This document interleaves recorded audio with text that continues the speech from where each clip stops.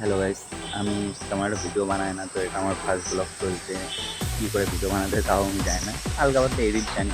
কালকে আমার কাজে চলে যেতে হচ্ছে, তার জন্য একটা ছোট্ট করে একটা ভিডিও বানিয়ে দিচ্ছি। কালকে দেখাবো কালকে আমার সাথে কী কী হয় কি না হয় কাজে যাওয়ার পরে। এখন আমি হোটেলে কাজ করছি বলবো, আমার ঘুমিয়ে ফোন আপাতত ঠিক নেই, দাড়ি সব বড় বড় হয়ে যাচ্ছে। কালকে দেখা যাক, টেস্ট হয়ে কালকে বেরোবো। তো দেখা